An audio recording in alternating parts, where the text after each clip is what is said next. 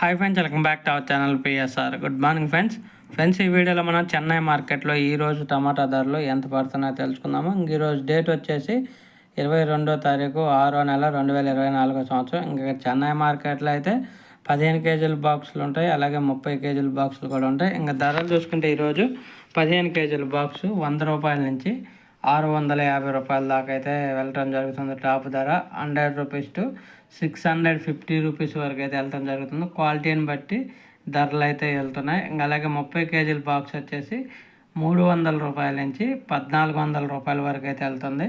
300 rupees to 1400 rupees దాకా వెళ్తుంది 30 కేజీల బాక్సు కోయంబేడు మార్కెట్లో.